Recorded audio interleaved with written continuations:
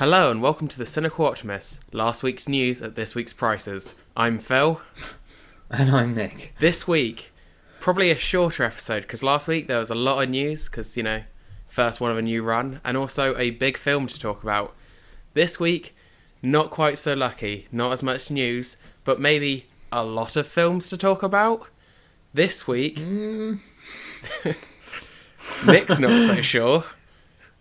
This week we thought it'd be a fun idea to just pitch films based on games. It is all the rage.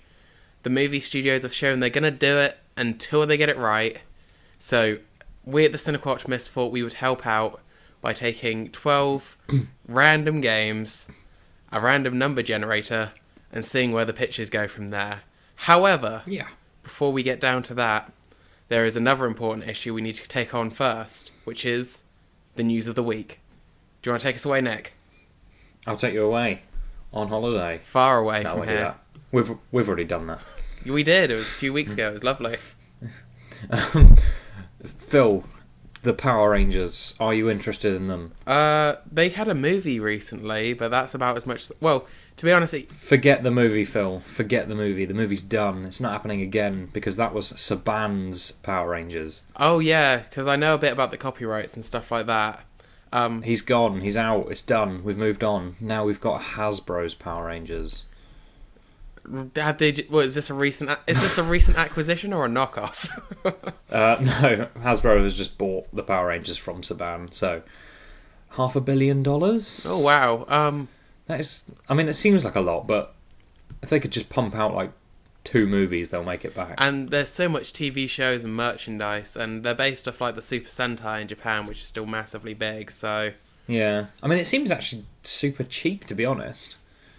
For what it is, it does. Yeah, but I don't think because did we get I don't think we ever got a box office number for how the Power Rangers movie did a couple of years ago, but I imagine probably not that well if they've sold it for $500 million. See, I think was the Power Rangers movie last year?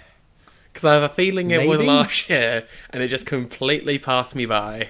It passed everyone. Because I know there's been 2 Ninja Turtles movies recently, and I've seen neither of them. I don't know, $500 million seems real cheap. If you consider Infinity War's probably going to make $1.5 billion from one movie. Yeah.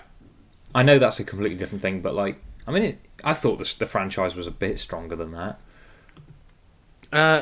I don't know how it's doing nowadays, though. That's the only question. Oh, it was a 2017 film. Shows how much I know. Oh. But to be honest, there's a lot. You know what? I think I'm confusing it with Fantastic. It was a very similar trailer. Yeah, probably. Yeah. But surely, if you just put all the old Super Sentai Power Rangers shows into syndication again, you would make that money back just on showing it on kids' networks. Yeah, probably. It would probably take a few years, but at the very least they're going to make their money back. Then again, I guess Saban doesn't have to put any more money into it, and he just gets $500 million. To be honest, I'm not sure what Saban really owns nowadays in terms of properties. I know the other. Is Saban a person? Saban is a person, right? I thought Saban was a company. Maybe he owns Saban. I think Saban owns Saban. This is great. This is a great start. Well researched. No, Saban Entertainment is a company. Yeah, it's a person. Haim Saban. Yeah, but he's a television producer at Saban Entertainment, so we're both right. Okay, Saban does own Saban, and apparently they own the Digimon movie. So, yeah, they got the Pokemon Yu-Gi-Oh knockoff. Oh, we did a Digimon episode last series, or first half of this series? No, it was last series. It was 2016. That was a good episode. I enjoyed watching Digimon again. Yeah, it was nice to just watch through those episodes. Dude, it's real intriguing. Back when we did these podcasts over the summer and there was literally nothing happening. Although this week, we're not really doing something current either, so... Well, that's true. And there's not a lot of news either, really. Have I ever banged on about What We Do in the Shadows? What you do in the Shadows, or is this the name of a thing? This is the name of a film. Okay. It was Taika Waititi's last one before Thor Ragnarok. Oh, okay. It's really good. I'd recommend watching it. It's actually on Netflix. What's it about? Paint me a word picture. Mockumentary about vampires. Ah, sweet. Fair enough. Where Taika Waititi plays the main character. It's got Jermaine Clement from Flight of the Conchords. It's a really good show. It's a really good film. Okay, yeah. And now FX have ordered a 10-episode show version. To be honest, mockumentary is one of those things that can work quite well in a show, so... I mean, yeah, that's the thing. Like, The Office kind of, first demonstrated that. And to be fair, we've got Clement and Waititi returning as writer and director, respectively, so... Okay. Sure. Yeah. Might be quite fun. Yeah, it's not like most TV spin-offs of films, which are produced by, like, completely different people. Like, it seems like every DreamWorks film gets a Netflix series after it now. Was it like Boss Baby has the one now, which I've not seen. Really? Yeah, it's on Netflix. I haven't actually seen Boss Baby. Neither So, of them, because it looked terrible. I have a feeling that I wouldn't be able to follow the intense plot lines. I think we've got a different cast this time round. Different cast for... What we do in the shadows, rather than... okay. No, that... So I think... Yeah. That makes sense, because obviously... Well, it depends. The TV salary's probably not going to be quite as high, is it? Well, no, but yeah, most of the cast sort of were involved with the writing and directing process, and they're returning to write and direct, but I think the core cast is changing a bit. Oh, okay. Yeah, no, that makes more sense. Yeah. But no, should be fun. Looking forward to that. I mean, actually, I'm just thinking FX. Where do FX shows normally end up in the UK? I bet it's like Now TV or something shit like that. No offense, Now TV, but you are a bit shit. It depends on the show. It will definitely probably end up on Netflix or Amazon a few months down the line. Hopefully. Because Archer is FX. Oh, okay. And that obviously always finds its way onto Netflix, and obviously that's a good show as well. So yeah, cool. Oh no, I'm excited for anything new from Waititi as well. So good on him. Good luck, guys. Have you seen the trailer for Robin Hood? Yes. You excited? Well, the DC, the CW DC shows are just so difficult to keep up with. Why is Arrow now in the fantasy land? That was literally the first thing I thought. This is like a really shit version of a Green Arrow movie. It doesn't really make you think Robin Hood. No. And he's wearing some... Have you seen the main poster for it? No. He's wearing like some stitched hoodie. Like, it looks like it's machine stitched. Yeah, I'm not being crazy, but the design of the film seems real inconsistent, doesn't it? Like, I swear I saw a bunch of modern stuff, because I know obviously Robin Hood is a fantasy story, but it still takes place in a real time period.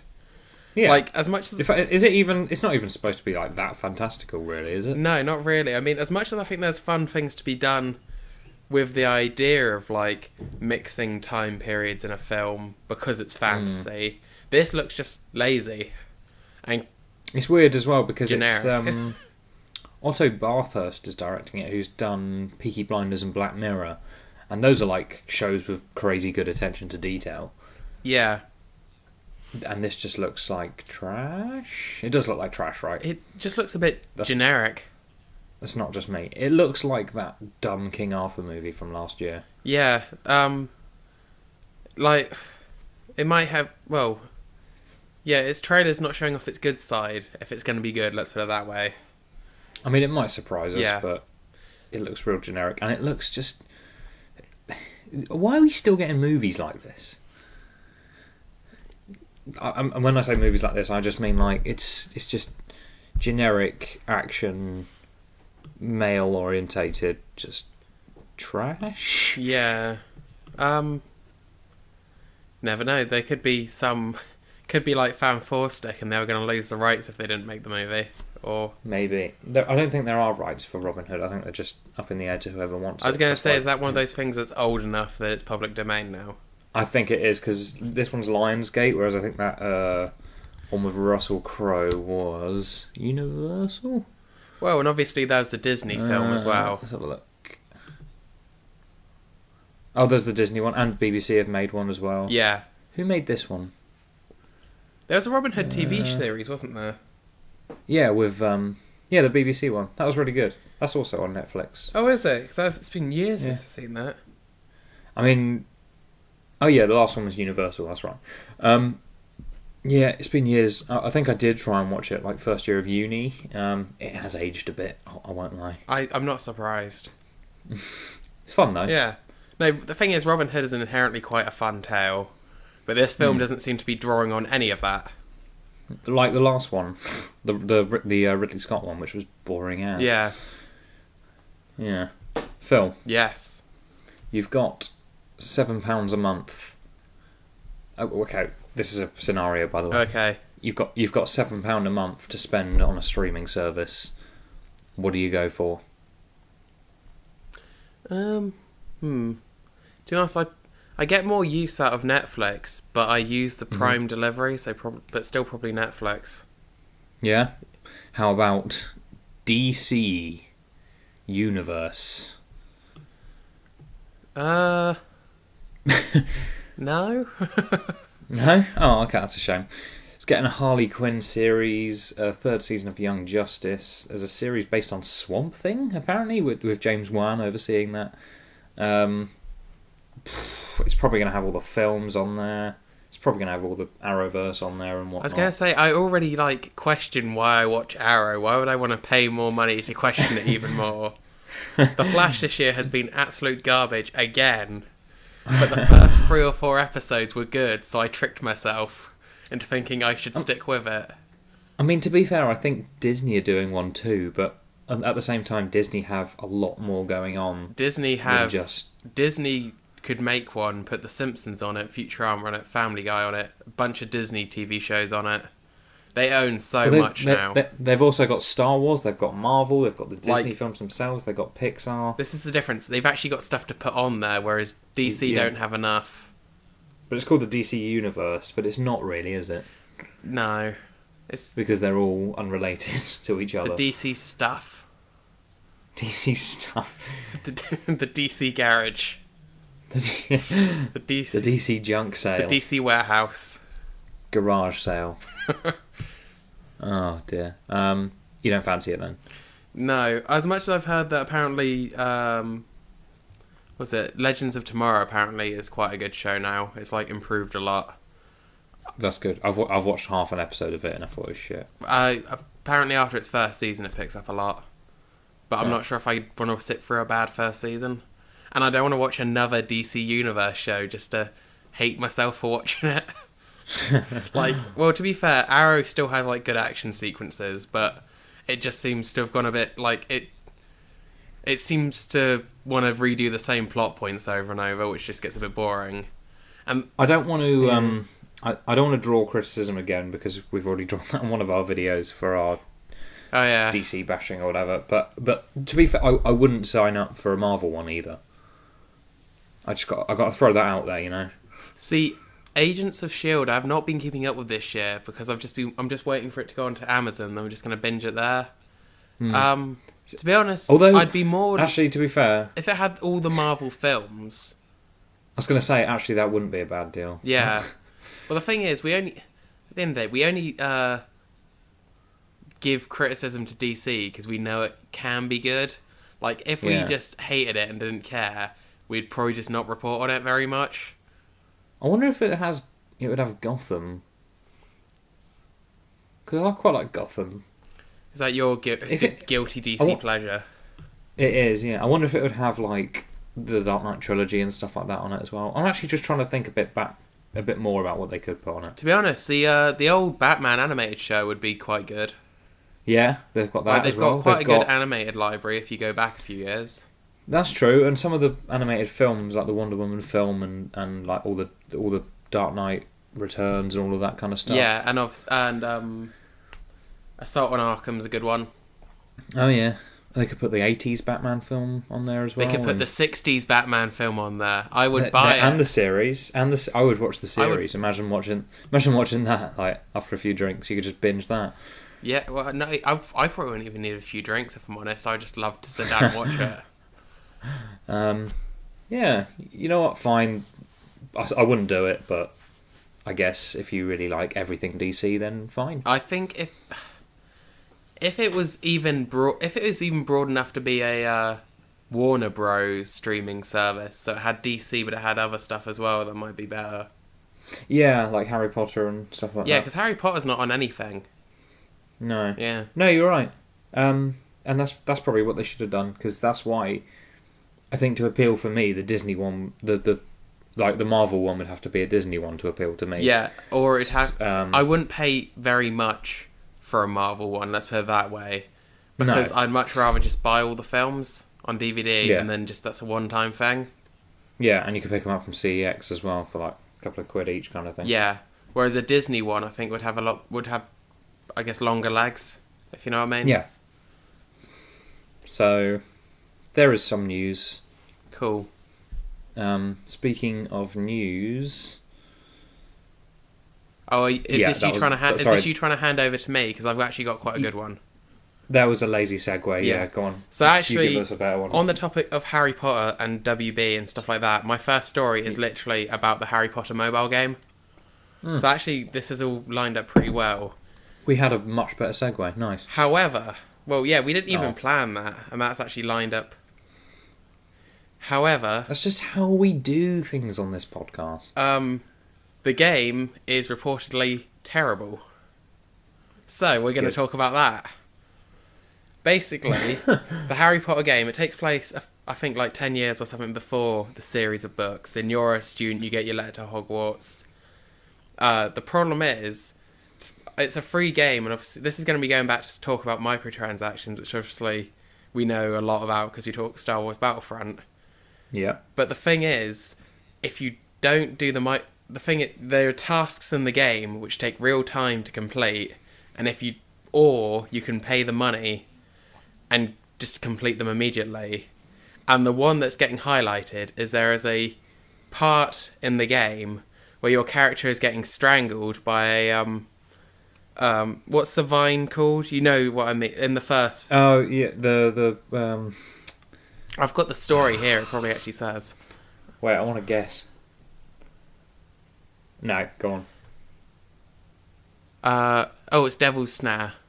Devil's Snare. And you're literally getting choked by it, and you have to break free once you've built up enough energy. But if you're not paying for the energy, that takes about 20 minutes. Right. So it's 20 minutes of your character, a child, literally being throttled.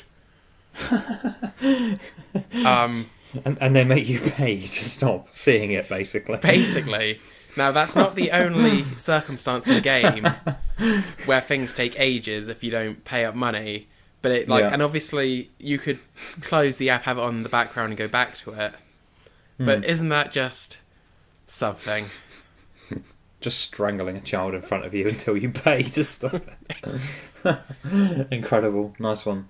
You know what? I hate the Harry Potter franchise. I like some of the films, but geez, it is a bit of a hack franchise, right? It's a victim of its own success, is how I describe it. Yeah. I don't really want to get too politically involved, but also there's a lot of faux liberalism coming from the creatives of that franchise. Oh wow! I wonder who you could be talking about. Look, I'm just saying, Dumbledore's sexuality was used basically as a marketing appeal to pander to some members of the LGBT community, and we haven't even seen an ounce of that translate into the movies. Yeah. In the next Fantastic Beasts film, I think I've spoken about it on the last series, that they're not going to do the Dumbledore Grindelwald thing. Yeah.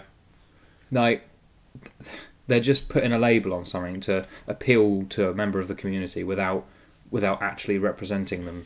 It's a bunch of hacks. It's a way of trying to do something progressive without doing anything at all. It's a piss take. And a certain creator of the Harry Potter universe as well is constantly sort of pretending she's very pro-liberal and having a go at other people on Twitter who are in a much less fortunate position than herself, and yet she's done absolutely nothing to represent the minorities in the community. All she's done is straight white male protagonist and straight white male antagonist, basically. It's bad. Sorry, it's a shit franchise. I'm not afraid to say that. So I take it you're not going to be downloading Harry Potter Hogwarts Mystery for your No, for your I'm device. not going to watch the next Fantastic Beasts either. It's a shit franchise. I hope it goes to shit. Yeah, it's one of those. It's been tried in a few games, and do you know what one of the definite bad things about it is?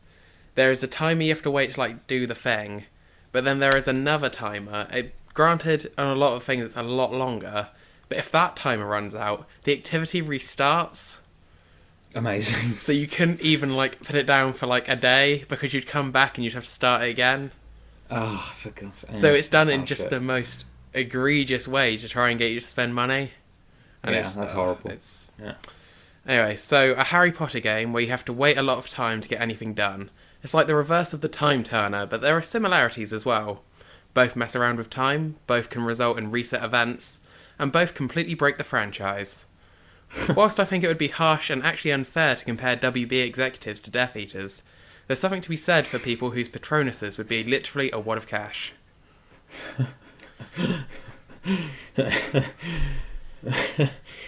Anyway. Yeah. No, let's carry on bashing Harry Potter as a franchise for a bit. Let's make that the episode. I was going to say, we should do Harry Potter one week.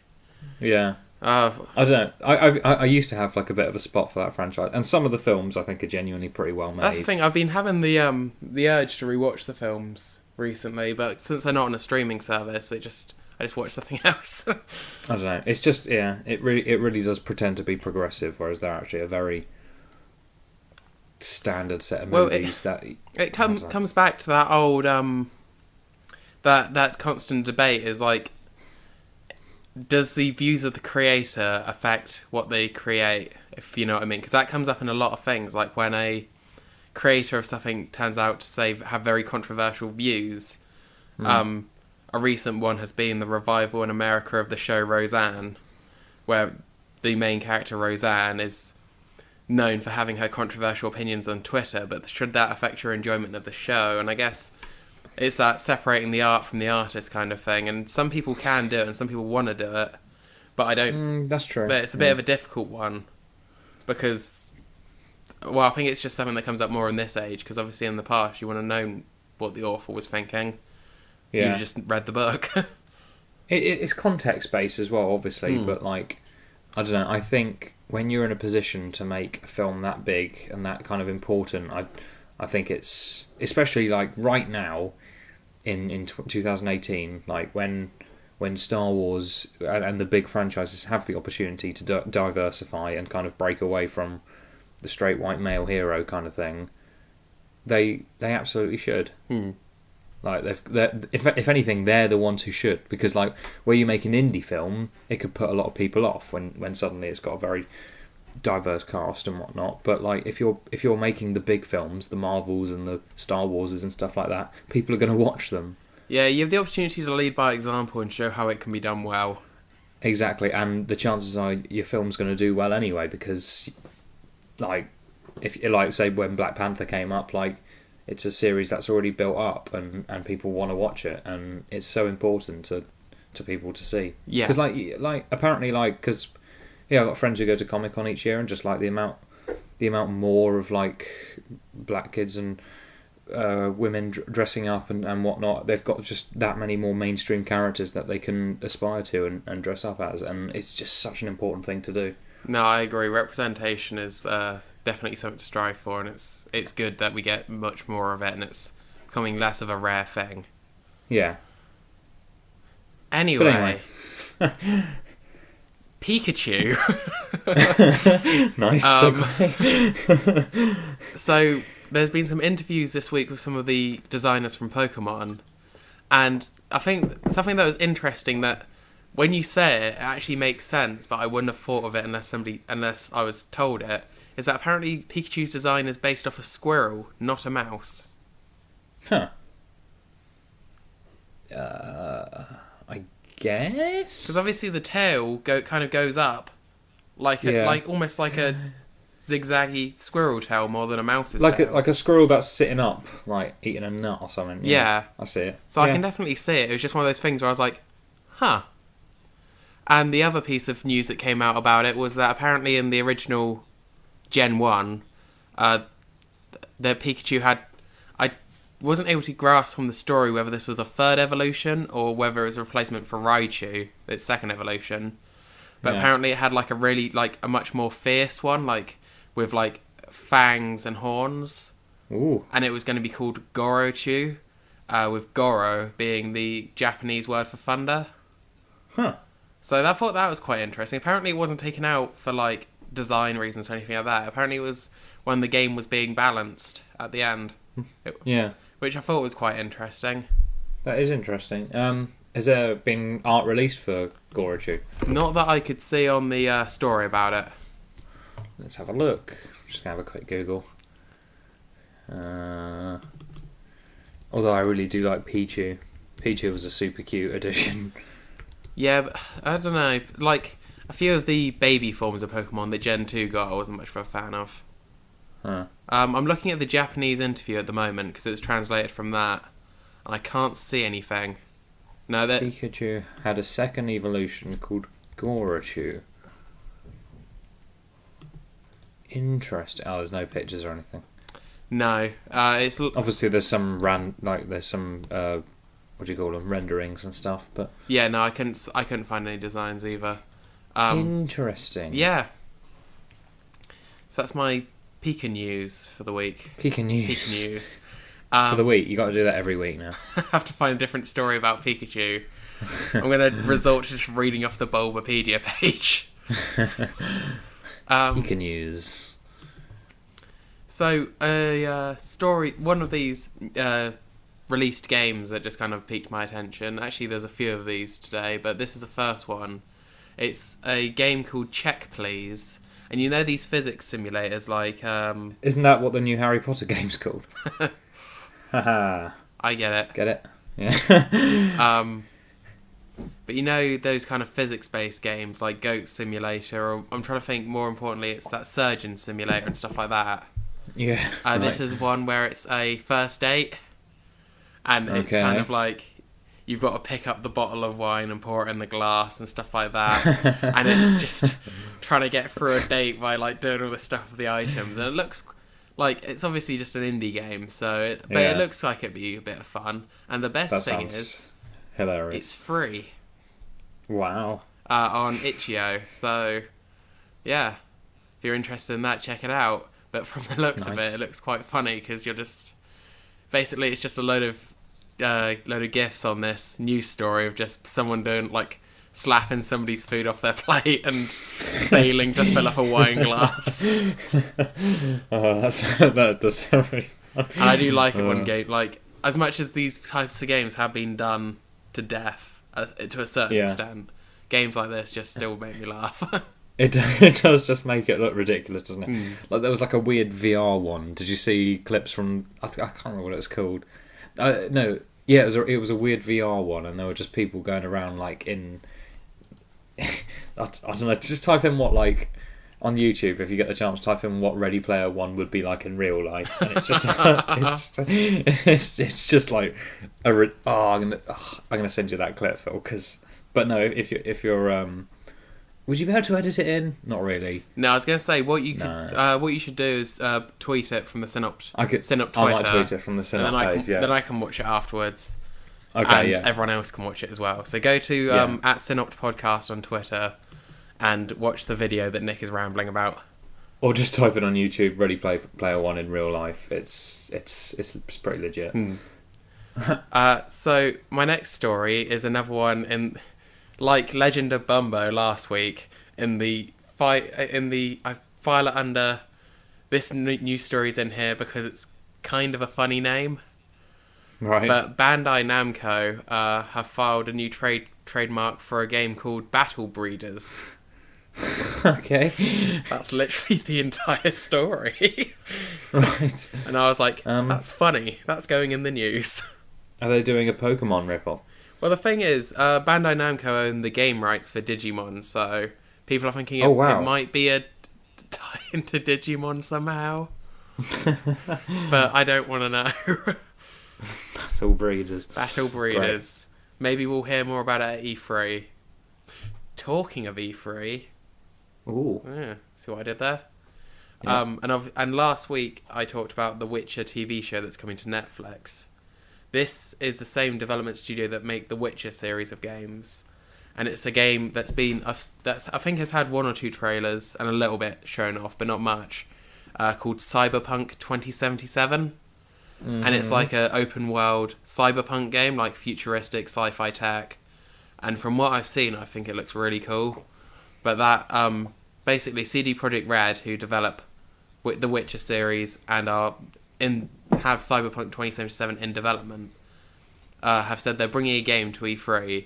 And whilst they do have a second game in development that we know nothing about, it's kind of the assumption is it will probably be this one that's clearly a lot further in development. That will probably be the kind of headline show. And I like CD Projekt Red as developers. They're always like, you get good games from them, and like they're very full games as well. So I'm interested to see more of it. Cool. Yeah, because I haven't really played any of The Witcher, but yeah, I've heard the world is like pretty massive, and there's enough story as well to stop it just becoming like too big. Yeah, well, on a lot of the open world games, it's just a lot of like fetch quests and a lot of just ticking stuff off a list. Whereas a lot of these, I think, like I was saying last week about getting a TV show, are full stories, like even though they're side quests. Okay. So I haven't played too much of The Witcher 3 still, but there was one where you have to go to a village, and there's a ghost that kind of haunts a well, but you got to go find. You got to inspect like the surrounding area. You got to find the evidence as to where that ghost has come from and what could get rid of it. Talk to a bunch of NPCs, and it is like a mini story. It's not just like busy work. So I think that could be quite good. Nice. But we'll wait to see more. So now Nintendo news.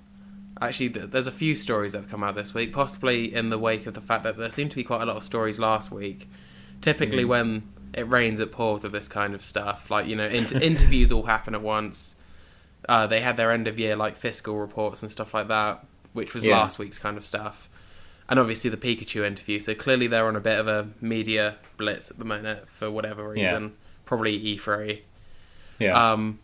But the first story actually is not to do with, it's kind of tangentially related to Nintendo. The rest of the stories are all a lot more related, but this one is about because you know you can get like third party accessories for consoles, and Nintendo's one there that happens quite a lot because their extra controllers and extra stuff like this often cost a lot of money. Or your cardboard things for Switch. Oh yeah. I mean, I wonder if you could make like a third-party version of Nintendo Labo. 'Cause I'm not sure how you like. I suppose they probably have to patent how they've, I guess, indented the cardboard to make those shapes to stop people from doing it. But no, this is it's a third-party dock for the Nintendo Switch, because the docks are what charge it and what connect it to the TV. Yeah. But for a second one, it can cost for the Nintendo from Nintendo themselves, the official dock can cost £80.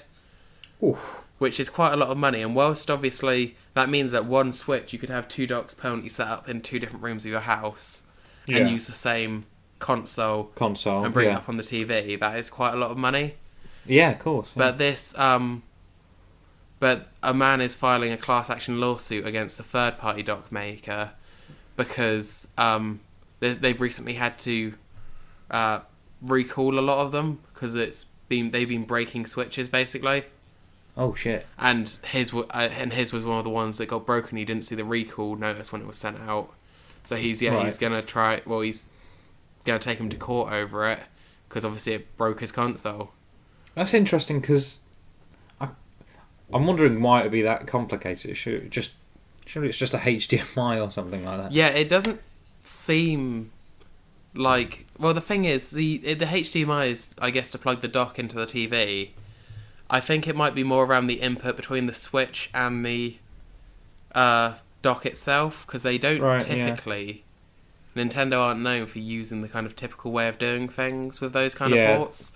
It wouldn't just be like a USB-C or something, would it? It would be their own. Yeah, like the Wii U controller has some weird ass port on the bottom of it that I still don't know what they were intending to use it for. Yeah.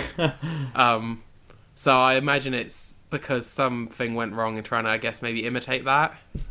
You know what really annoys me is because I'm pretty sure everyone used to have third-party controllers for like PlayStations and stuff like that. You know the PS4. Yeah. It is. They have designed the controller of the PS4 to be as like impossible, like as much as they can to like get replicated by third parties. Yeah. There's a touchpad on the front of it, which I think I have touched about twice since owning a PS4. Well, it was like that gimmick to be like, oh, it's not just the same as the PS3 controller. It is. It just drains battery quicker, and it's got a useless touchscreen on it. And they've literally done that so they can charge 50 freaking quid for an extra controller. I've only got one controller on my PS4 because they're 50 quid a pop. Yeah. And it means that third-party manufacturers can't make it either because it's got a complicated touchscreen on the front. Well, the thing was, even back in the day, like Nintendo Wii controllers were like 30 quid, and they're literally just rectangles. Like obviously there's a lot of tech in them, and as I imagine Switches cost quite a lot to make because of the kind of micro tech that's in that and the HD rumble and all that, stuff they brag about. Yeah. But no, they don't. Yeah, that's why people turn to the third party ones. It's because the legitimate ones are expensive. But if the third party stuff is going to risk breaking your console, I think I'd just buy official. Oh yeah, that's true. Then again, just you can use your Switch portable. You don't have to have it plugged into two places. But I guess, sure. I suppose if you had one Switch but two kids, and they weren't going to share it. I was going to say, that sounds like Argument Central. And actually... there's two controllers for it as well, isn't there? Yeah. You get two little pop-out controllers. Yeah, well, that's the kind of the good thing about it, is like... I mean, the controllers are a bit small, but who cares? It's like, you can portably just play Mario Kart on a train, two of you. Yeah. And actually, whilst I'm going down this kind of line of talking, I guess, let's go on to the Nintendo story... about 3DS support, because obviously the 3DS is now 7 years old, I want to say. Wow. And they were asked recently as to about how long the support will continue, because whilst there are one or two original games coming, there's quite a few ports and remakes coming to the 3DS this year. Yeah. Like the original Luigi's Mansion from the GameCube is getting a 3DS version. Oh, really? That's cool. And one of the old Mario and Luigi RPGs is getting a... remake, which I think is the second remake they've done in that series in a row, which I think is never a good sign for for a series. Yeah. But when they were asked about their support for the 3DS, they said that they're going to keep supporting the 3DS as kind of like the cheaper alternative to the Switch until at some time the Switch becomes a one per person system rather than a one per household. Right. Because their kind of mind is that like the 2DS is a nice cheap one for if families want both their kids to have a device to themselves. Whereas the Switch, whilst it's portable, is still a home console system. Yeah. So they still have those two branches. Whilst I think one day they'll probably try and get it down to one unified console. Yeah. I do kind of get the reasoning. So what do you think? Are you going to eventually bite the bullet and get a Switch? No. Well, you said that about the PS4. That's true. I don't know. I think the Switch needs to... What does it need to do for me? I think the games do need to become a bit more kind of mature? Is that right? That's not really the right word. I don't know. Like I was going to say, the Switch has been doing a lot better at that because obviously Doom got ported to the Switch. Dark Souls Remastered is coming to the Switch. It's starting to get back that kind of third-party support. I'll say what I always say about Nintendo consoles. There needs to be a really good Pokemon game. Oh, well, I was going to say wait for E3. I think that's going to be one. When I say mature, I mean in like the gameplay itself and like I don't know, just detailed, like an open world dynamic. Yeah, and imagine an open world Pokemon game on the Switch. Yeah. I mean, actually, to be fair, if I was into Zelda like that, the Zelda game that they brought out with the Switch looked pretty cool. To be honest, I was going to say, didn't they bring that out to Wii U at the same time anyway? Yeah, that's the thing. I'm kind of waiting for E3 because because the thing is at the moment, Mario Odyssey, I've had to play on it on my brother's Switch when he was home, and that's great. That's really fun. And I played very little of the new Zelda. I mostly just watched him, and that looks like Both of them look like quite good games for the end of a long day. Because sometimes you come home and you just don't want to play something serious. Yeah. Whereas obviously Zelda, you could just walk around and just do side quests. And Mario obviously is Mario, it's not serious. It's like the polar opposite. So I have to see, because the new Smash Bros. Will be at E3. And that's going to be Switch. Switch only? Yeah. Well, okay. They typically do one per system. So it's going to be... Because, in my opinion, the Smash Bros. For Wii U is the best Smash Bros. So it'd have to have at least one or two, or to be honest, more than that, good new fighters. I need to just have stuff that makes me want to upgrade from the very good version I already have. Yeah, and that's the thing as well, is that it's still the default output of the Switch and everything. It still kind of only really supports 1080p and stuff like that. It just doesn't seem like a very meaty console, to be honest. Yeah, but I think it's got the versatility, though, because obviously its big thing is that it's portable, and with a lot of games that otherwise you just have to play at home. Yeah. I mean, currently, I don't know where I'd use the portability apart from maybe taking the train back to my parents, which is obviously like a 2-hour train journey. Yeah. Oh, and Nintendo, I think, because they haven't really got like a Google Play alternative yet, have they? No. So like to get films and music and everything, and they don't support many Spotify's or Netflix's. Yeah, but at the same time, that's kind of... I do like that Nintendo kind of keep their games console as a games console. Because obviously, I guess. Xbox One tried to do that whole it's your media hub thing, and it's just kind of flopped. Has it? Because I use my PS4, like, my telly's got pretty good speakers on it, and I'll open... And because my phone can connect Spotify, which will also connect to Spotify on my PS4, I can control stuff with my phone, then it'll play through the telly speakers, because it's linked up to the PS4, and I can do my Netflix from a PS4 and everything like that. I don't know... It's not as versatile, is it? Well, I was going to say, you can get Netflix and Amazon, and I think a few other things on the Wii U. So they might come down further down the line. Yeah. Because a lot of the Switch's online functionality still isn't available, which I think is a bit laughable for a year in. Yeah. Because that's the thing. It's quite a good platform as well, because you can use it as like a portable Netflix player, but it can also be your media hub for your TV as well. I know they're very committed to... It's very much a gaming console and stuff like that, but I think it's a little bit outdated now. I don't know, but then I also think in the world that we live in now, you can get it on anything else. The chance of you only having a Switch and not having any other devices with those functionalities. That's true, but you don't want 10 things plugged into the back of your TV, do you? No, but my TV's a smart TV. I've got one... Well, I guess, yeah. Like, it has Netflix and Amazon literally as buttons on the remote now. Really? Yeah. Yeah. And then I've got my Wii U plugged into one port. I've got a Blu-ray player now, so that's plugged into another one. Yeah, I guess. And I've actually got my computer plugged into the third one, so maybe that's cheating.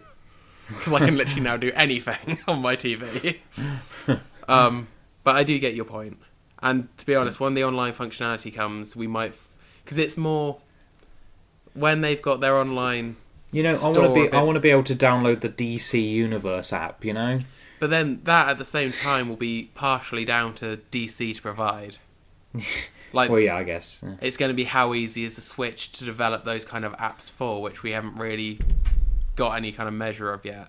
I want to watch the Zack Snyder cut of Justice League on my Switch, Phil. Stop it! They'll be back. They'll dislike this They'll dislike this podcast, like they dislike that bloody clip video, because we said mean things about DC films. We're clearly just Marvel fanboys, or I don't know, whatever rubbish. I mean, yeah, you are, to be fair, Phil. Hey, I watched The Flash. Only a crazy person would still be doing that at this stage. Oh, no, there's a bunch more dislikes.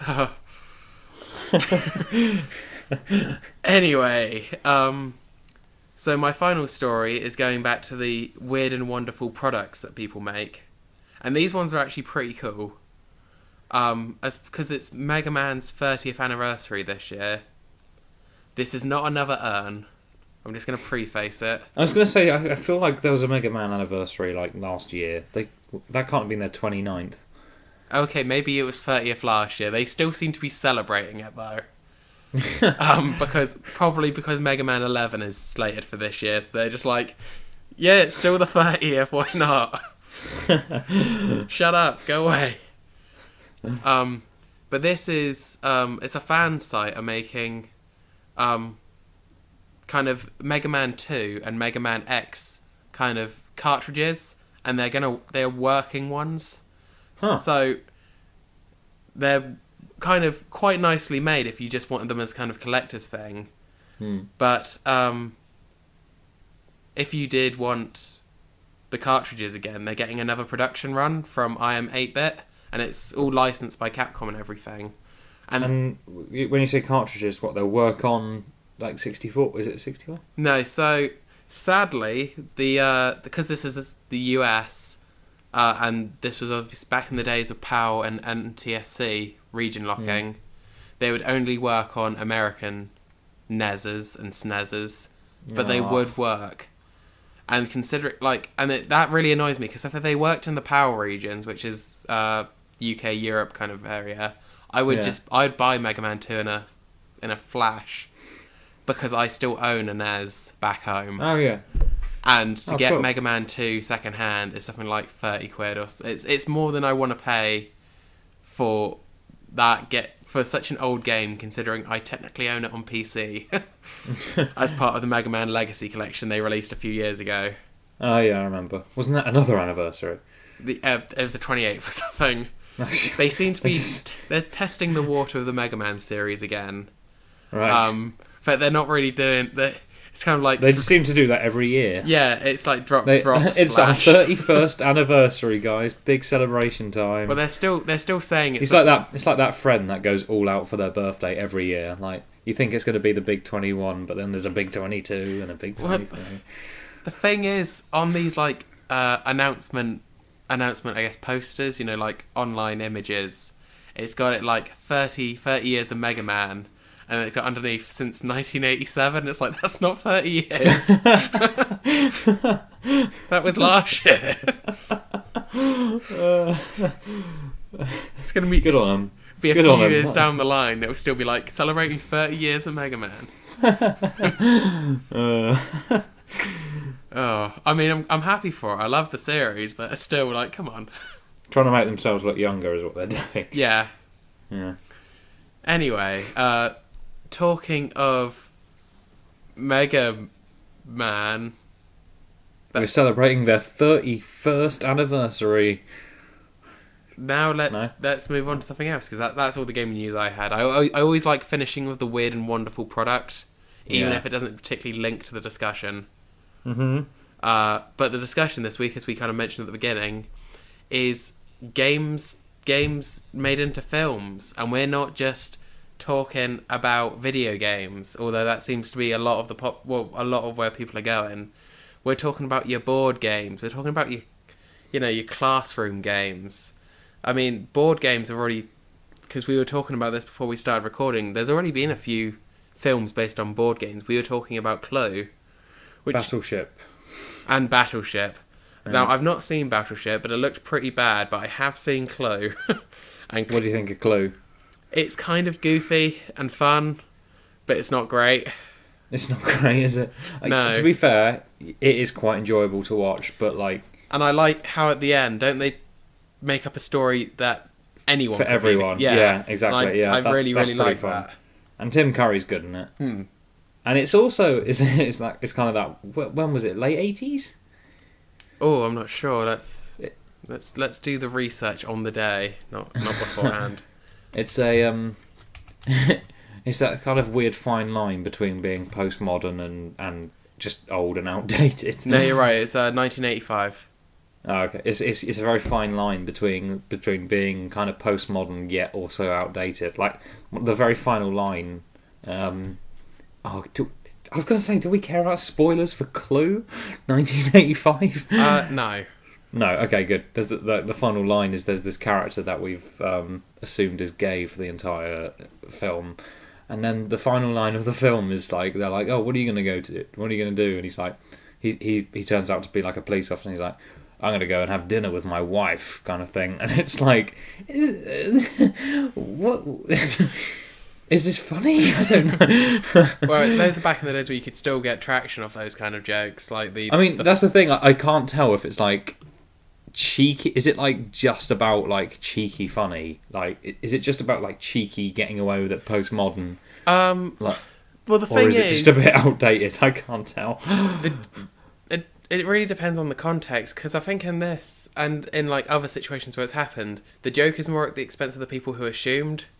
Yeah, and they are the joke. It's not making a fun of like this guy's acting effeminate. It's making fun of no, assumed. No, because he states he's gay earlier in the film. Oh, then it might not be good. Might not be good entertained. I can't tell, Phil. It's a weird generation of films that the 80s or like mid to late 80s gets weird and kind of postmodern, but also kind of not. Yeah. Anyway. It's like Empire Records. It's like Empire Records, where they're supposed to be sort of taking the mick out of like the kind of tomboy girl, and you're like, you know what, that's a pretty cool look. Like, leave her alone, kind of thing. Yeah. Anyway, have you seen Battleship? No, have you seen it?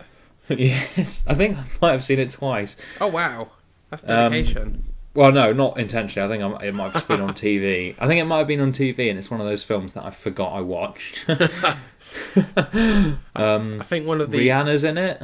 I think one of the truest tweets I've ever seen was around like the Christmas period, and it was like somebody on Netflix.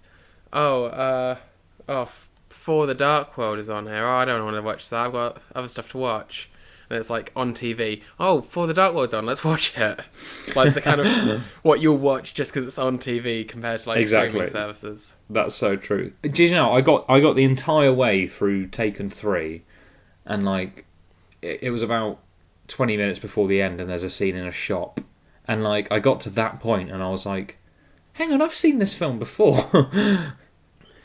Did you sleep through it the first time or something? No, I watched the entire thing, but because it's so like there are some films like Battleship, like Taken 3, that are so forgettable. Yeah.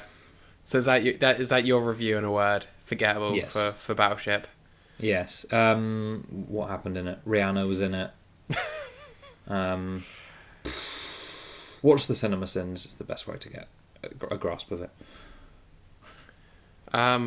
So yeah, we're gonna, because obviously film executives are so useless at making films out of games. We're going to help them out.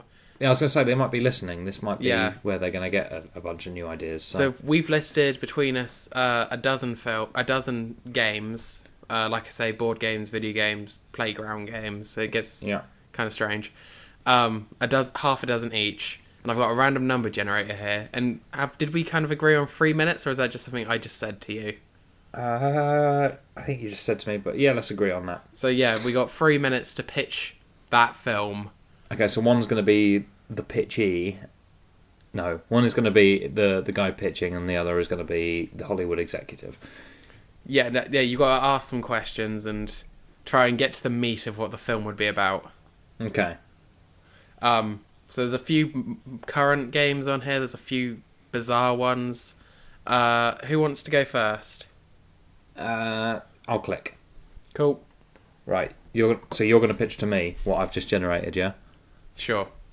I've just generated the number 10. Okay, Okay, time is up. And go. So this is Pokemon Go, a movie based on the app, not the game Pokemon. And it's going to be like a historical movie about the impact of Pokemon Go. It's going to be your main character, who's called Chaz Ketchums. Right. Distinct from Ash Ketchum in every way. Yes. And he's downloaded the app. This is somebody who's up to now spends a lot of his time inside. He's not got many friends, but this app it opens up his whole world. He like goes out and all of a sudden he can catch Pokemon. He just catches like 6 Rattata because he can, and he's like, this is this is great. And then he meets a girl called Charisse, and she's also a Pokemon Go fan, and the two of them hit it off over their joint Pokemon love, and they share their tips, and they go for walks together, both of them intent on just catching Pokemon. But then, oh no, conflict. Whoa. One of the gyms that is kind of equidistant between their two houses. They both want it. They both want possession of it. Yeah. And the fight over the Pokemon gym starts to tear this new relationship apart. Do you mean like a fist fight, or do you mean on the apps? On the app, only on the apps. Okay. Come on, we're not violent. No action scene though. So. No action. Well, the thing is, this is Hollywood, Phil. Where's the action scene? Well, it's going to be a very well shot scene of them both intently tapping at their phones during the battle. Yeah. And obviously, we can use the CG. We can have it as if their Pokemon are fighting in front of our eyes. Okay. So it's an action scene, but it's between like a Charizard and an Articuno. All right. Sounds like a lot of budget though, Phil. But the thing is, since that's probably going to be the main bit of budget for the film, because a lot of it is just teenagers walking around parks. Yeah. Who are we casting? Quick. Oh shit! Tom Holland is the lead because he's a big draw right now. Right. Yeah. And the love interest.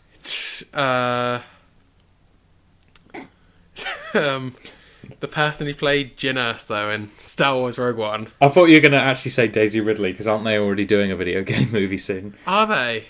I think so. Tom Holland and Daisy Ridley. Clearly, you got 15 seconds. Anything else? Yeah. So they have the conflict. They fall out, but then I don't know. One of them gets a disease, and they realise that love is more important than just having a gym, and they fix things, and that's very Pokemon nice. Go the movie. Wow. You know what? That was actually way better than I thought it would be. I'm actually quite annoyed.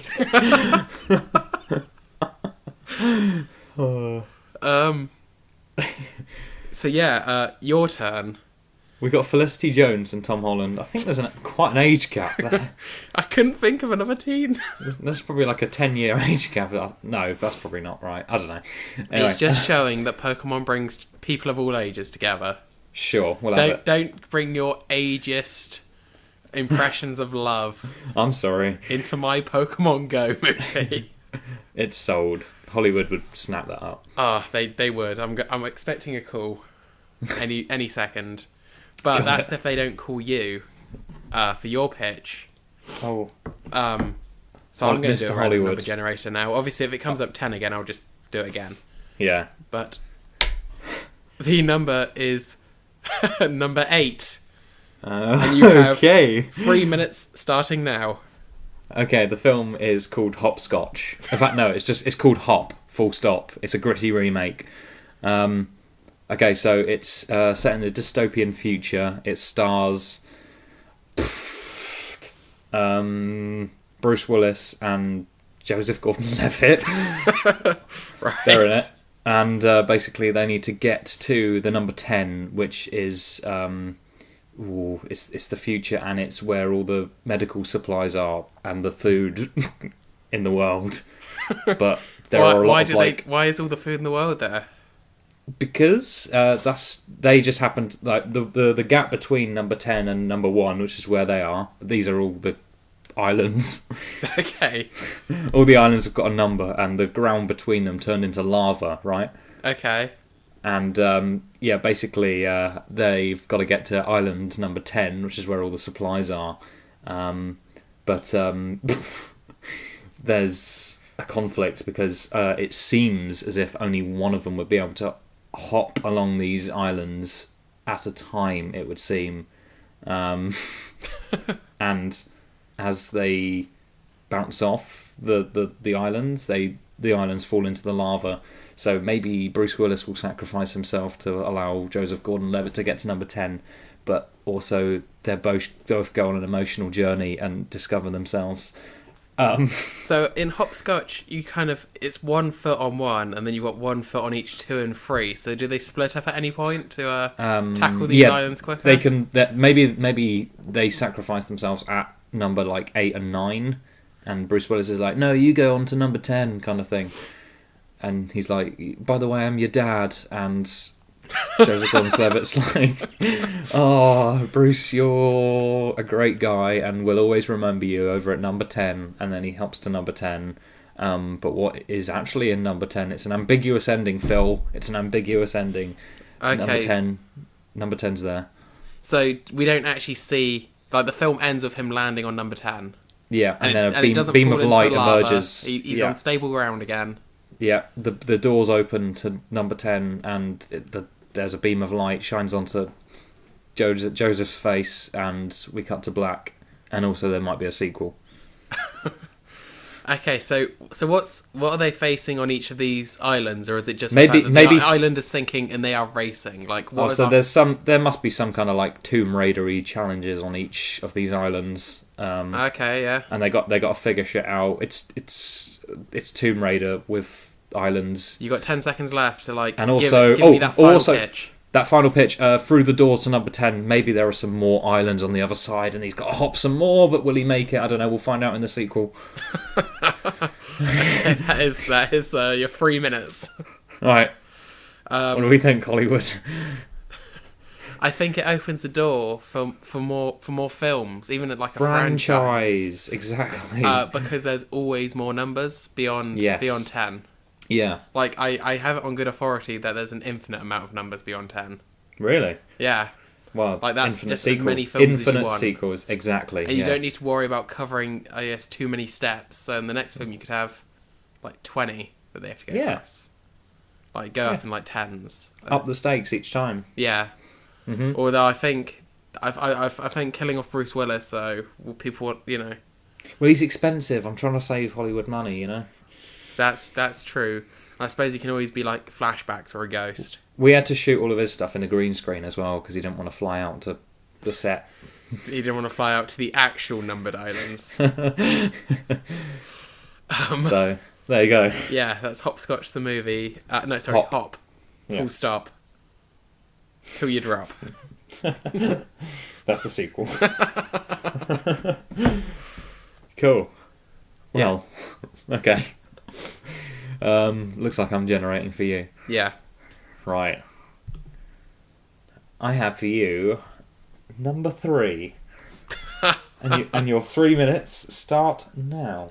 So, this is the second Playground game in a row, so this is Stuck in the Mud, the movie. Uh-huh. This is about kind of it's almost like a curse. There's a small town. It's a very pleasant small town. Like, nothing interesting ever happens there. Their movie theatre is still showing Grease because it's still popular. Mm-hmm. And one day this child is just not right and is seeing things and says, we can't move, it will get us. And they're like, oh, it's a little girl, we'll take her to the psychiatrist. And like the psychiatrist can't get to the bottom of this. But then when the little girl comes out, she goes up to just one of the other people in the room and says, "Stuck." And that person immediately takes kind of like the star pose, legs shoulder width apart, arms out, and that person's now stuck. And they just physically cannot move. They're completely conscious. They're freaking out. Are we going for a horror vibe? Kind of, yeah. Okay. And when they realise this little girl's responsible, that's when it stops being like slow and starts picking up pace, because she runs through her house, slapping all her family members like stuck. And then they're all just stood there terrified. They just like have to watch each other being stuck there, getting hungry. Are we thinking a bit like Gerald's Game, maybe? Like the Stephen King kind of vibe for that? Yeah, well, a Stephen King vibe, definitely. Okay, yeah. So they call the professional wizard to town, Mm-hmm. Right. who's known for breaking these kinds of spells. Yeah. and he tries what he explains as what the usual things are to break these curses. Who are we thinking for the wizard, Phil? Quick. Bill Nye. Yep, good. Who's the little girl? Don't say Felicity Jones. I'm trying to think of like small girl actresses. Maisie Williams. I mean, she's not that young anymore, but let's go with it. We're using CGI to make her look like she's 6. Okay, you got 30 seconds. And the wizard tries all the regular things like slapping them around the face a bit, smashing an egg on their head. These are things that usually break curses. Yeah. In like the final, in the 11th hour, desperation, he crawls through their legs, and it frees them. Amazing. So the little girl is around going stuck. He's crawling through the legs. Other people are crawling through the legs, and they finally contain the little girl. But they're like, this has changed our small town forever. Yeah. At the end of the day, maybe she was the one who was stuck in the mud. You're done. Yeah. Nice. Well, I'm thinking, how do we do the trailer? And are we going to show Bill Nye crawling through some guy's legs? That gives it away. That gives it away. So if you want to cut a bad trailer, that's what you do. I was going to say, but I'm not sure how we get the sell across. You know, how's it going to sell? He just appears at the end. He's like the end of trailer reveal, wearing his pointy wizard hat. I think we're gonna have to throw. If we're gonna do this, we're gonna have to throw in like maybe a trendy hip hop soundtrack. Yeah. In post, yeah.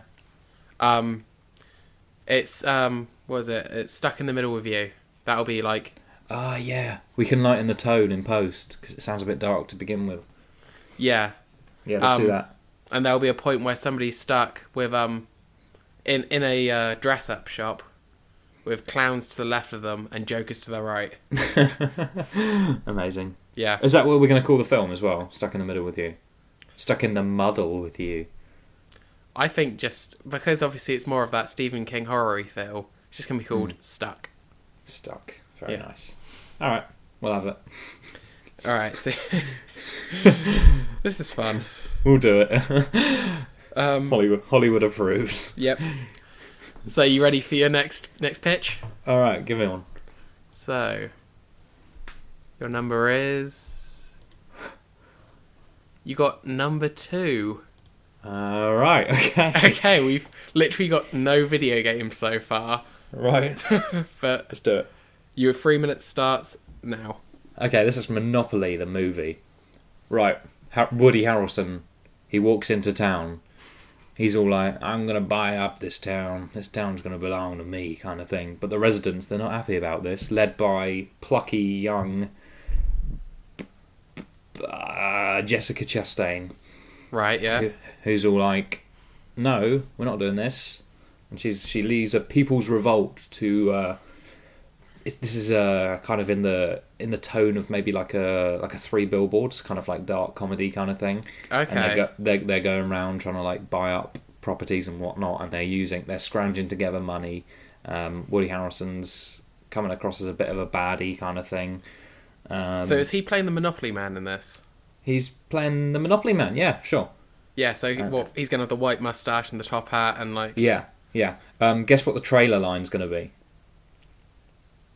He's going to pull up. Do you go directly to jail? Do not pass go. No. He's going to pull up at the town meeting at the town hall, and in a silver car.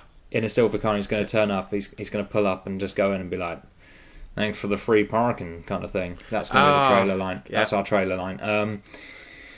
Or "Take a Chance on Me," you could say as well. Or that could be the song. We could have ABBA's "Take a Chance on Me" in the trailer. Or what else are we going to have? So, as part of this thing that the plucky guys are going to be doing to get money, are one of them going to win a beauty contest? Yes. Yeah. Absolutely. They're going to go around. They're going to sort of try and scrounge together some money. We're going to meet some quirky characters along the way. Fuck it, James Corden's in it. He plays someone. Is there a dog? There's a dog. Oh yeah, and yeah, there's a dog. There's a iron. We see Jessica Chastain ironing at some point. Yep. What else is there? Either way, the plucky residents manage to get to... They go national on the news and everything like that, and then it builds a campaign and whatnot, and they manage to raise the funds to buy up some of the town's properties, and Woody Harrelson is sent back packing to Texas. And they're all like, that's why you don't mess with the people, kind of thing. So does anyone actually go to jail in this movie? Yeah, sure. Maybe they send Woody Harrelson to jail at the end because he was corrupt or broke or money laundering. I don't know. Yeah, so what they're like, go directly to jail, do not pass go. Yes. And then they go and visit him. They're like, no, just visiting and stuff like that. Yeah, that's the final line of the movie is Jessica Chastain goes in and he's like, you here to mock me kind of thing? She goes, no, I'm just visiting. Cut to credits. ABBA, Take a Chance on Me, plays over the credits. Yeah, I was going to say, how are you going to get in like the wackiness of the chance cards and the community chest? Because obviously the community chest seems a bit like it ties in a bit more naturally. Well, it will just be like occasionally when it's going maybe national news and stuff like that, and maybe they'll occasionally get like win something, or like they'll get some tax return or some shit like that. I don't know. How do the chance cards actually work? It's usually like you've just won a beauty contest. Well, that's 3 minutes. Sorry, I should have warned you. But okay, no worries. It's like there's spaces you land on, and then it's like a random event. Sure. Yeah. What do you reckon, Hollywood? See, I think that'd be pretty good. I think that'd be a very fun movie. Yeah. I think it'd be a really goofy kind of, like, as long as it kind of bought into its own silliness. That like we're not. This is dumb. We're doing it. We're crowdfunding to buy London, basically. We're building hotels. Set in America, I should say. Yeah, you think that'd be because of their more capitalist ideals. Yeah. Yeah. Small town. Sold? Oh yeah, absolutely. I think we've got promising futures as film executives. Shall we do one more each? One more each. That's a good idea. Yeah. Yep. Let me just get my timer ready again. Generate you a number. Okay. You have number 11. Oh fuck. and your time starts now. So this is Buckaroo the movie. It's set in Gold Rush America. All right. And this is a man. His name is Bucky. Okay. But the film's not really. Well, he's the main character, but the film's not really about Bucky. Like Bucky is he's trying to get over to where they're panning the gold, where they're finding the gold. Yeah. But he's not. He's not good on his luck. He wakes up late on the day when they're all leaving for gold, and he has the last horse. It's not really a horse, it's more like a donkey. And he's got all this equipment that he needs to take, and he starts piling up the donkey, and the donkey just throws it off. Yep. And the donkey can talk. Okay. The donkey is voiced by Chris Pratt. Right. Oh, I should say that Bucky is played also by Chris Pratt. Okay. It's a double feature, just like feels Jack like and a Jill. I was gonna say this feels like a very 90s kind of like. Yeah. And Bucky is angry at Donkey. Rue. I imagine. Bucky is angry at Rue. Thank you.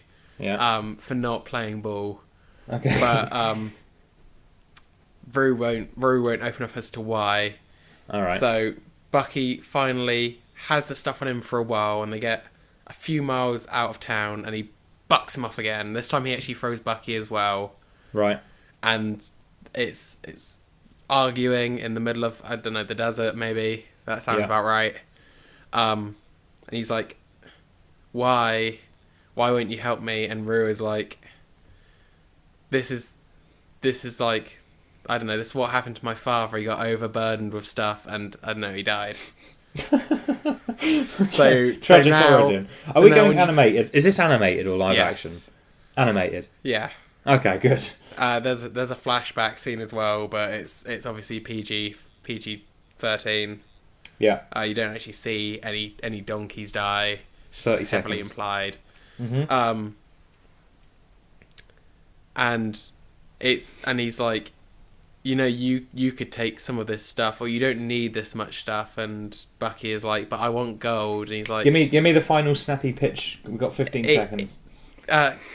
Chris Pratt's character and Chris Pratt's character agree that there is more to life than just material gain, but the donkey moves through his issues about family, whereas Chris Pratt realises that there are some things more important than, I don't know, killing a donkey by over-encumbering it. Okay, amazing. Oh, I'm glad he learnt that lesson. That sounds kind of fun. It's an important moral. I'm going to be honest, speaking as Hollywood, it doesn't sound like a Disney, it sounds like a DreamWorks. No, I agree with that. Yeah, that's a fair criticism. I hear that's how they make the movies. You go to one board, and they say, "Okay, this production company's going to make your movie." If it's a really, a movie that's mostly based on little yellow idiot people, they're like, "You're going to Illumination." Yeah. Oh god. Illumination is like a slap in the face if you're pitching to this movie board. You're like, Pixar. Shit. I imagine like they've got like a representative of each studio as well, and it's just Illumination's just like this really goofy, gormless guy just sat in the corner trying to eat his own shirt or something. No, he's eating bananas. Come on, because that's just a funny word according to the writing staff. Right, okay. You know what? We'll give it to DreamWorks. They can do it. Yeah, I think that's they'll do it justice. Yeah. So you ready for your final number? Yeah. So, this is probably going to be one we've already had. If so, I'll just hit you on it and generate. But yeah. Ooh, I don't think we have it. So your one, actually, this is all right for you. It's number 9. Hey. And your 3 minutes starts now. Okay, this is Gran Turismo, the movie. I was going to say, we've already done Fast and Furious and Need for Speed. Gran Turismo, okay, I'll pitch it as more of like a kind of... It's got to be different. Yeah, it's more of like a serious game, Gran Turismo, a bit more sort of racy. So I'm gonna put it in the same vein as like Drive. Yeah. Okay. Yeah. So we're going for like a gritty, dark kind of story. You know what? Let's just bring back Ryan Gosling. Let's make it a sequel to Drive. I'm sure the rights are quite cheap for that. Except now he's a racing driver. So wait, it's a sequel to Drive. Didn't Drive have a sequel? No. The director made a few more. But anyway, so Ryan Gosling's character, who is just called the driver in Drive, he's been mortally wounded, but he gets better. And then he decides to become a racing driver because he's pretty good at driving, that man. And he's like, I can make some serious dollar off this. But action, gotta make it actiony. Okay, the people that he upset in the last movie say this is Taken 2 basically, but for Drive. And the people who got upset in the last movie were like, you know what, we're not done with this driver guy. He's a bad guy, so we're gonna kidnap. Fuck it, is it Carey Mulligan? I think it's Carey Mulligan. They're like, we're going to kidnap Carey Mulligan from the first movie, and then he's all like, "Oh, I gotta drive really fast, but to catch them," kind of thing. But also, they have just entered their own car into the race tournament, and he's got to beat them in order to. So it all comes down to the big race. Yeah. In fact, no. Actually, they don't enter the race. They want a bounty off him, and he's like, the only way I'm going to get this bounty is to come first in this race, and he's got to keep driving. It's Cars. It's also Cars. This is Cars. And he drives. I don't remember the bit in Cars where someone gets kidnapped for a bounty. I'm pitching it. Taken 2 meets Cars meets Drive. So does he have a racing rival? If these people aren't involved in the race. Yes, there's a racing rival who's equally as good, but I don't know, there's a language barrier between them, and they won't understand why Ryan Gosling wants this money so bad. And the racing rival is played by Chris Hemsworth, but he's got an accent. He's got an Italian accent. I don't know. And Ryan Gosling's like, I've got to beat this guy in order to get this money, kind of thing. And there's a fist fight between them at some point, maybe, I don't know. Is there an excuse for Chris Hemsworth to take off his top? Yes, they have a naked fist fight at one point as well, a shirtless fist fight, because they're in the pits and they're getting changed and stuff. Is there a locker room in racing? I don't know, but they're in the locker room. And then Ryan Gosling's trying to explain why he needs the money, and Chris Hemsworth's all like, "No, I do not understand you." And then they've both got their top off, and they fight. But in the end, Ryan Gosling wins the money, and him and Kerry Mulligan are fine again. Actually, that's 3 minutes. What do we reckon? I think I would watch that movie if I didn't know it was a sequel to Drive. It might not be a sequel to Drive. It could just be anything. It doesn't seem like it takes too much pre-knowledge of the first film. I just wanted to put Gosling back in it. It's fair enough. It could be a spiritual sequel, so it's not actually a sequel. Yeah, but it's along the same veins. Sure. Yeah, I think we've basically pitched six blockbusters here today. Exactly, they could have them. Which, look out, Infinity War, because you're about to become 7th on the best opening weekends of all time after these 6 come out. Naturally topped by Hop. I don't know. I think your Pokemon Go one sounds the best. Really? I would watch that in all seriousness. I think we've pitched some good films. Yeah. I mean, okay. Should we? What are the rest? Should we read the rest of them on the lists? I was going to say, are we going to save them for another time, maybe, or are we just going to say the ones that could have been? The ones that could have been. So, ironically, only one video game came up out of a potential few. Yeah. But I'll just go down the list of the ones that we didn't do. So we had A Hat in Time, which obviously we did an episode about in our last run. Chess, which would have been an interesting one. I don't know. That would have been an interesting one, yeah. Shovel Knight, Pikmin, just because Nick doesn't know what either of those games are. I thought it'd be really funny to catch, if he had to pitch them. Yeah. Scrabble, which there'd been another one I don't know how to pitched. That would have been interesting. And finally, Pass the Parcel, which I believe would have been some film about terrorism. I would have loved to see some of these adapted into films, but we'll save those for next time. Hollywood's running out of ideas. Probably someone down the line. Not this season, maybe in the future, or just as a video, we'll probably do some more pictures. Cause I was going to say that was quite a fun format. We could do TV show adaptations and it's a very it will become one of our episodes, like our quizzes. Non-fiction book adaptations? Who knows? Non-fiction books, as in encyclopedias and stuff. Yes, Dictionary, the movie. Okay, yeah, I could see that being an interesting pitching. Probably not as deep a well to go to, but I could see it being a fun episode. Anyway, so I'll start wrapping up. Yeah, that's another episode. So, thank you very much for listening to another episode of Cynical Optimists. Like I said a little while ago, follow us on Twitter at SynOptPodcast for updates and random thoughts and tweets. Mm-hmm. We've got another episode coming next Monday. I don't actually know what the topic is. I want to say it's about Smash Bros, but it's a bit changeable. However, you can keep up to date with that stuff by following us on Twitter, maybe. If you want to follow me personally, I'm at haddowinc. I'm mostly working on stuff for this, for the haddowinc YouTube channel at the moment, which is where this show is currently being broadcast. So there will just be updates on that when there are updates. I'm very lazy. Nick, what do you have to plug? I have nothing to plug this week. Nothing currently in development. Well, I mean, maybe something in development. I'll plug when I'm a bit closer. That's fair enough. So yeah, for now, I think. Yeah. I'm at Mick Mortimer on Twitter.